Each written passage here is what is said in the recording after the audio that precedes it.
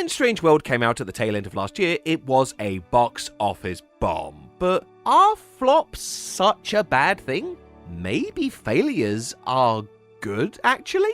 For this video, I want to look back on Disney flops, their box office failures and disappointments. Are there commonalities they share that we can learn from? And what major changes happened because of them? I'm sticking to the animated Disney movies, so no John Carter, and I'm sticking to Disney's own animation studio, so no Lightyear from Pixar or whatever the hell Mars Needs Mums was. Mellow out, man! Just the mainline Disney movies. Some lists technically include The Wild as one of the official movies, but I'm not because I don't want to. I'm really excited because I finally get to begin a video essay with the line, Chapter 1, World War II. No, really. Throughout the 1930s, Disney achieved worldwide fame with their shorts such as Mickey Mouse, and they wanted to step up to a feature-length film. No one thought this would work. His brother didn't think it would work, his wife didn't think it would work, Hollywood was calling it Disney's folly. It will be too bright, too colourful, it will hurt your eyes, no one would want to watch it. Then Disney made Snow White. This was a massive success in the US and abroad, a revolution in filmmaking and a technical achievement. One for one, so far so good. So Walt Disney set out to make another one. Pinocchio certainly deviated from the source material. In the book, Pinocchio is a rude and ungrateful brat, he gets swallowed by an oversized dogfish, and the talking cricket was a minor character that Pinocchio killed with a mallet. All this was changed for the Disney version, but you can still see these elements in the Guillermo del Toro version. The pain. Once again, universal acclaim from critics, but this was the first flop. While Snow White's success defied expectations, Pinocchio fell well below expectations. It cost $2.6 million to make, and it lost $1 million. This underperformance was blamed on World War II. Pinocchio came out in 1940, and whilst the US didn't officially enter the war until 1941, better late than never I guess, this had affected its performance overseas, resulting in a massive loss. While this is undoubtedly a punch in the gut, Pinocchio got re-released in the cinema 5 years later, and then again in 1954, then again in 1962, 1971, 1978. By this point, the film had earned $39 million. Obviously, this was in an era before home releases were commonplace, so you could only see the film in the cinema. And when Disney learned you could make a ton of money just by reissuing the same films every 7 to 10 years, they would cement themselves in the childhoods of multiple generations, whilst earning a ton of money on top. This is how a film that bombed became the inspiration for the theme song you hear in every Disney movie. Your dreams come true. Kill it! Die! But back in 1940, Disney would have an even greater flop than Pinocchio in the same year. Fantasia began live as a kind of comeback special for Mickey Mouse. But when The Sorcerer's Apprentice ballooned in cost, it was decided to expand it into a feature-length animated concert, with different segments animated to different songs, with the idea being that the film could be re-released every few years, constantly updated by swapping out segments for new ones. But its scale continued to grow out of control, like walking broomsticks carrying buckets of water. Do you see what I'm going with it? I'm really good at analogies. I'm actually very smart. It was initially released as an attraction where select theatres had a unique sound system called Fantasound for multi-channel audio. But despite the huge demand for tickets, it cost more money to screen than it made. Eventually the film was released with a standard sound format, but coupled with the ongoing war, the damage was done. It actually made more profit in the late 60s when it was re-released, branded as a psychedelic experience for tripping teenagers. Groovy. Well, I suppose those are dancing mushrooms. The war continued to affect Disney films such as Bambi. Dumbo only turned a profit because it was kept short and cheap. And even then, the film suffered from troubled production as animators went on strike to unionize for better pay, privileges, and credit for their work. So Disney responded with a speech he gave to all his employees. My first recommendation to the lot of you is this: put your own house in order. You can't accomplish a damn thing by sitting around and waiting to be told everything. If you're not progressing as you should, Instead of grumbling and growling, do something about it. This went down really badly. Yeah, that's a guillotine. That's metal as fuck. Don't mess with animators. Things got pretty ugly. Even after Disney signed the union contract, he never forgave them. Communist agitation, leadership, and activities have brought about this strike. Even though Disney was a whiny little baby about it, this changed the animation industry forever. Many artists saw their salaries double overnight, improved working conditions, and finally received on-screen credits. And that's thanks in part to a couple of box office bombs. So for a while, Disney movies were these much cheaper package films like Saludos Amigos and The Three Caballeros, which were made with federal loans to try and show South America how North America were good neighbors amid several Latin governments' growing ties to Nazi Germany. And Disney would not see a box office success again until 1950 with Cinderella. But first, who's hungry? If your New Year's resolution is to cut down on expensive and unhealthy takeaways, I should probably be careful. The last time somebody showed a pizza box on camera, they got in a lot of trouble. Then the best and easy way to eat well and save money is with this video's sponsor, HelloFresh. HelloFresh. All right, let's cook. Like Rafe Fiennes in the menu. HelloFresh are one of the world's largest meal kit providers. You choose from a wide selection of weekly meals, and HelloFresh delivers the ingredients straight to your door.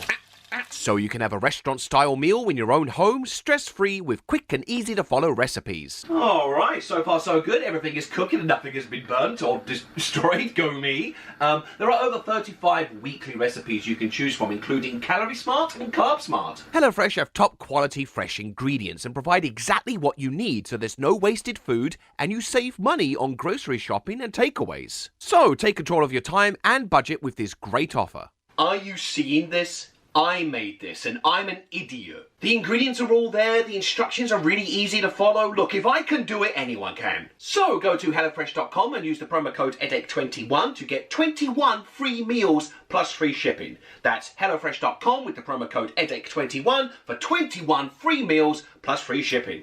Bon appetit. Thank you, HelloFresh, for sponsoring this video. Now back to the video. Chapter 2. State of the Art.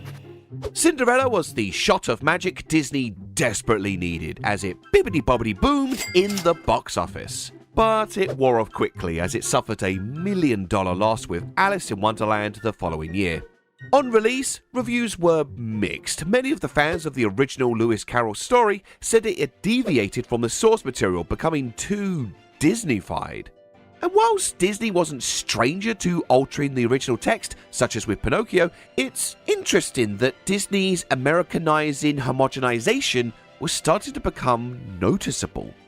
Disney himself admitted the film lacked heart, and unlike prior films, he never re-released Alice in cinemas in his lifetime, but he did show it on TV, albeit trimmed down to an hour. I'm going home. Disney treated Alice in Wonderland as a bit of a throwaway movie, given it was one of the first films they released on home video. But this turned out to be a huge success. It gave Disney the confidence to release more films, but this time only for limited periods of time, and then they'll be gone again for up to a decade. Very similar to their practice of re-releasing their films in cinema for a limited period. This created high demand, therefore greater profits, nicknamed the Disney Vault. It's a bit of a scuzzy practice, but given how hugely successful it was, you can't say it didn't work.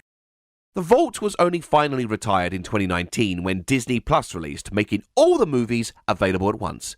But one movie that was so popular it had never gone into the Disney Vault was Alice in Wonderland.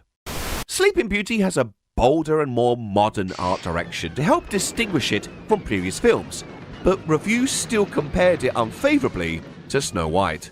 The princess looks so much like Snow White, there could be a couple of Miss Rhinegold separated by 3 or 4 years. The trouble is, there's only 3 of them, instead of 7, and there's no Dopey. That's bad. What were they thinking? Oh, so it's too much like Snow White and not enough like Snow White? Pick a side, Bosley! It performed modestly in the box office, but costing $6 million, it was the most expensive Disney film at the time, leading to a big loss and layoffs with the animation department. To help save money, Iwerks, one of Disney's longest collaborators, developed Xerox photography. This could transfer drawings directly onto animation cells, eliminating the inking process and cutting down costs. It would give the animation this iconic, rough, scratchy quality, less refined as clean inking by hand, but I think this had a lot of charm. Xerox was first used in Sleeping Beauty, but would eventually be used on 101 Dalmatians, and was massively useful for keeping the cost down of animating a lot of spotty dogs. Even though 101 Dalmatians pulled them out of the financial slump Sleeping Beauty had caused, whiny crybaby Walt Disney hated the art style of Xerox animation. "We are never gonna have another one of those goddamn things!"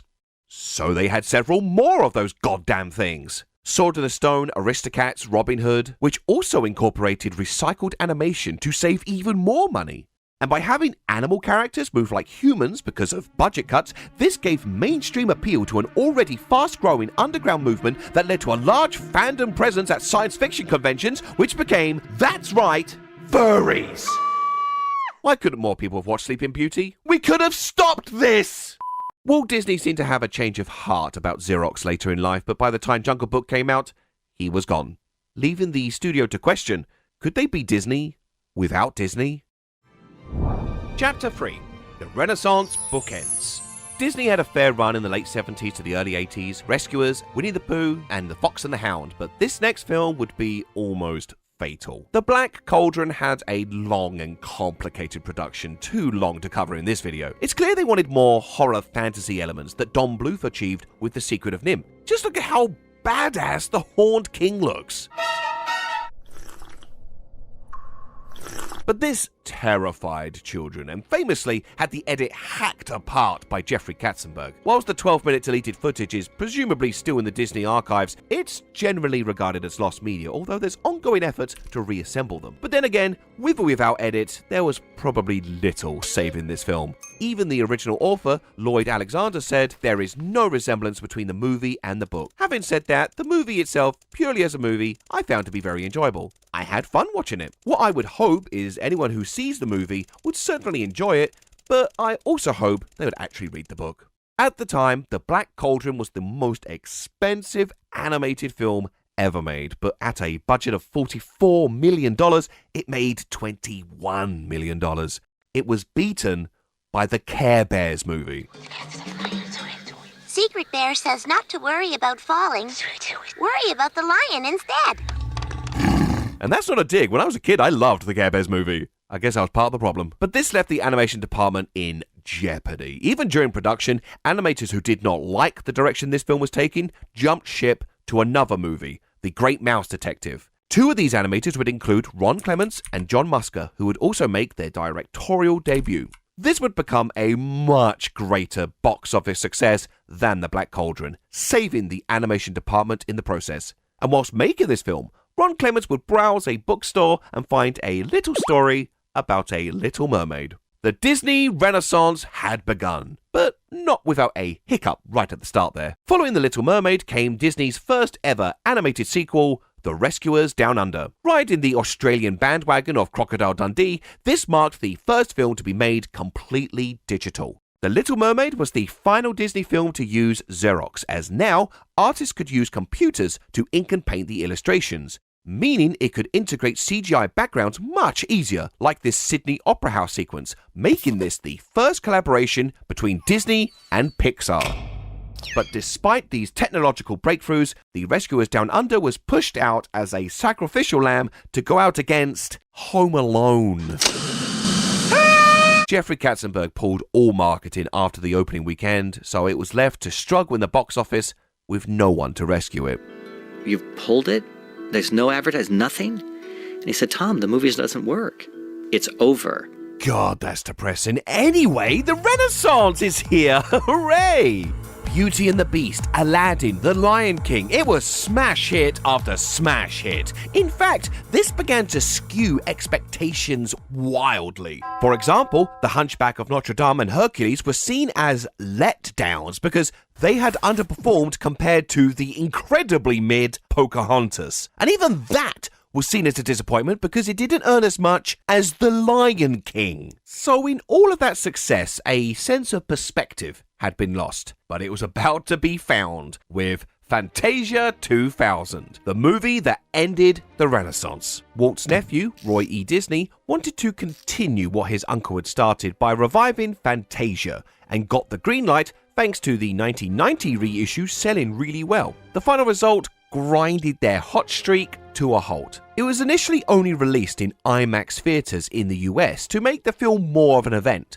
And while it did perform well, when they eventually released it in regular cinemas, it had been nearly 6 months since that IMAX version, which just kneecapped their performance. In Fantasia tradition, it struggled big time in the box office. Walt would be proud. CEO Michael Eisner would call it Roy's Folly, in reference to what they called Walt's own Snow White. Ooh, savage. Some of the animated sequences in Fantasia 2000 are spectacular, but as the Renaissance came to a close, it became clear that the audience's tastes had shifted, and if Disney were going to move with the times, they had to put the past behind them. So they began with a movie about dinosaurs.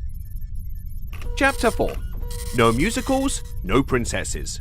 CGI had been creeping into Disney films more and more, from the smoke in the Black Cauldron and the clock tower in The Great Mouse Detective, to animated characters like the magic carpet from Aladdin and the Hydra in Hercules. But in the year 2000, Disney took it to the next step with Dinosaur. The animation isn't great to look back on now, especially the lemurs, and this was made on the same software that made the dinosaurs for Jurassic Park 7 years earlier. It was really expensive to make. It would need to perform incredibly well in the box office just to break even, but that's okay, because they can just reuse the characters in sequels and become the next big franchise. Audiences will flock to see CG dinosaurs on live-action backgrounds. Do you know what else had CG dinosaurs on live-action backgrounds?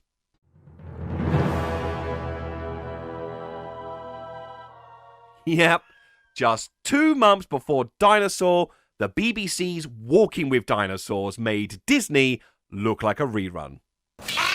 So, with their thunder thoroughly stolen, future plans went extinct. But one thing everyone agreed on was James Newton Howard's score is amazing, especially the signature theme, The Egg Travels.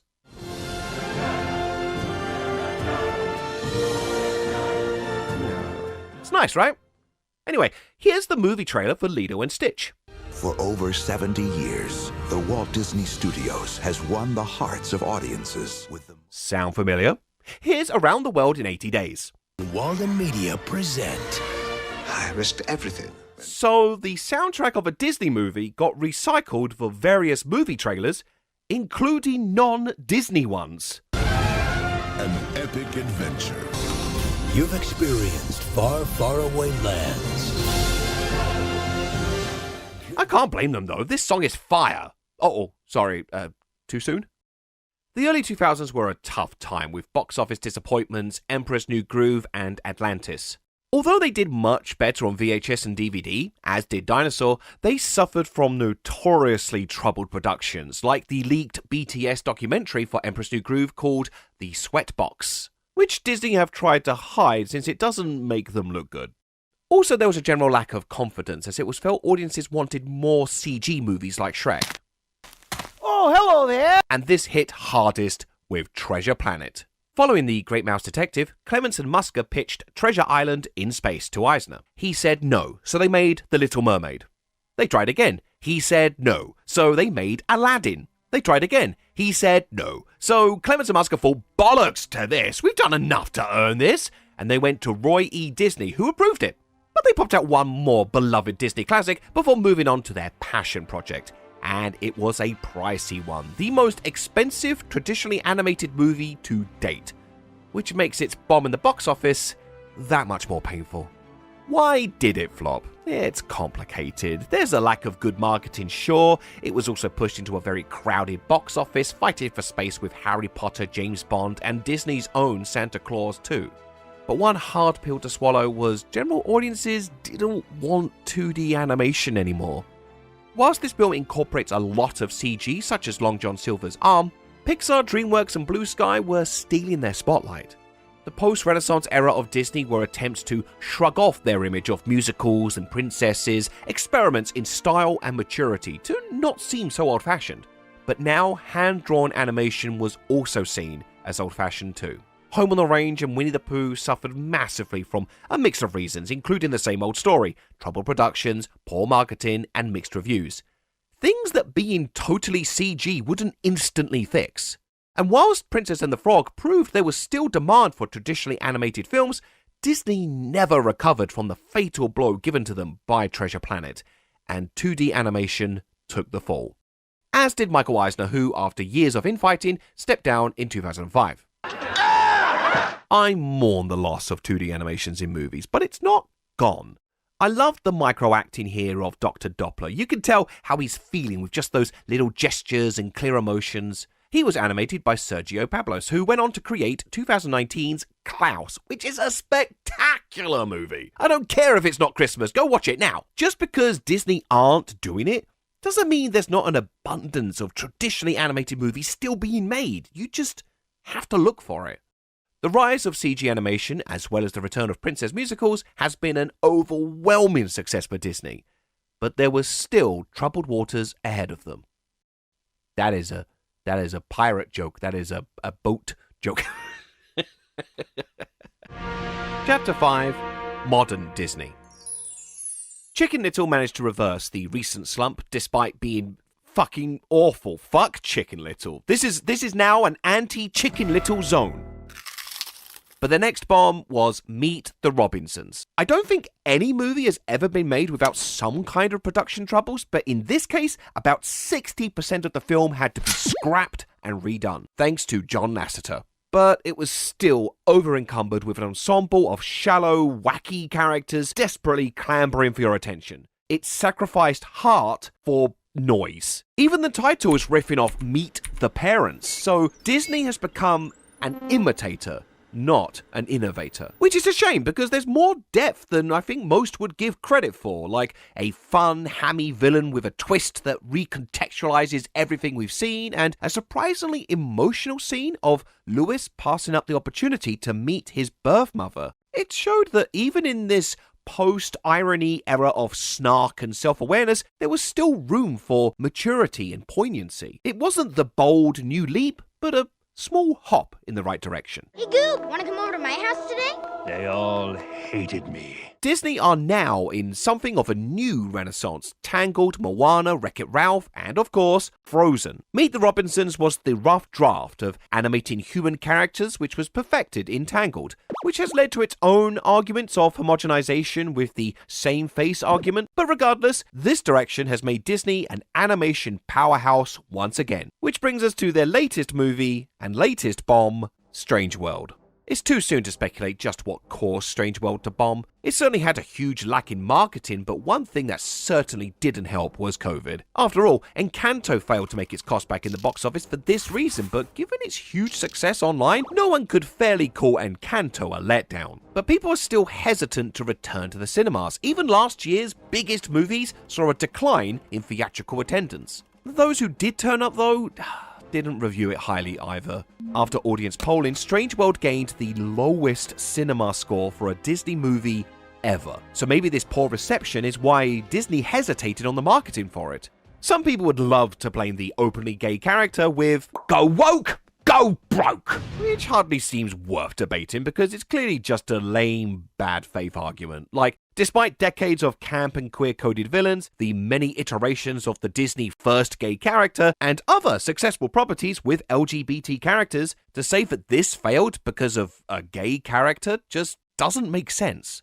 If anything, just looking at the historical commonalities of Disney flops, there's more to suggest that the reason this bombed was because it was sci-fi. But that's obviously just a false equivalence. And things aren't over for Strange World. It was rushed to streaming on December 23rd, 2022, and it became the most viewed film on Disney Plus that week, and the next week, and the next week, and you get it. Maybe Strange World would have performed better with more confident marketing. Or perhaps this is more of a signal to Disney to make better judgment calls on what should get theatrical releases versus streaming exclusives. But there's a whole separate issue there, as it may mislead Disney into thinking if streaming animated movies is so successful, why bother with the cinema with anything other than Marvel movies? Bob Chapek, Disney CEO, once dismissed their own animated movies as being just for kids. Our fans and our audiences put their kids to bed at night after watching Pinocchio or Little Mermaid, they're probably not going to tune into another animated movie. They want something for them. Which may explain why exclusives like the live-action Mulan and Black Widow were put behind an additional paywall, but Soul, Luca, and Turning Red were not. Meaning this trend of streaming animated movies is treating them like the straight-to-video sequels of the 90s and 2000s. Chapek was ousted as CEO in November last year, the same time Strange World released in cinemas. Yep, he's taking this really well. Unpopular doesn't mean bad. Looking at all 61 Disney animated movies, the box office bombs and disappointments make up over a quarter of them. But some of these are regarded as all-time and modern classics. Sometimes when you get lost in the cold hard numbers and analytics, it can be easy to lose sight of the audience. Just because they didn't always turn up in their numbers, they can still be someone's favorite movie. Actually, I kind of like The Black Cauldron. Treasure Planet is better than Treasure Island. I'll die on that hill. I love The Rescuers Down Under. This is my favorite scene. And this is my favorite backpack. The Wizard of Oz, Willy Wonka, and even It's a Wonderful Life all bombed in the box office, but found legendary status later. Being a box office bomb may feel like a death sentence, but as seen in this video, success can still rise from failure. It can perform better in other mediums, and it can inspire change that will go on to shape and mold the industry and movies for a long time to come. And the best example of this is Walt Disney's earliest failures.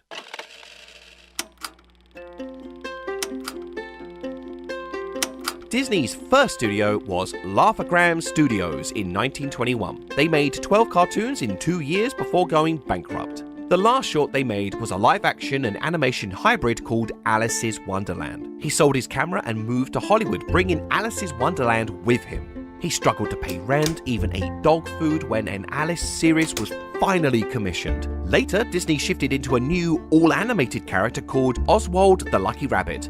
When pay negotiations fell through, Universal Studios kept Oswald and most of Disney's animators. Disney and his creative partner Ub Iwerks were left with nothing. Nothing except for an idea about a mouse. Failure is a part of success. We might try to hide it or cushion its blow, but without it, we can never hope to improve. Success may push us towards our goals, but failure steers us to the important ones. Failure isn't the end. It's only the beginning. I only hope that we never lose sight of one thing, that was all started by a mouse.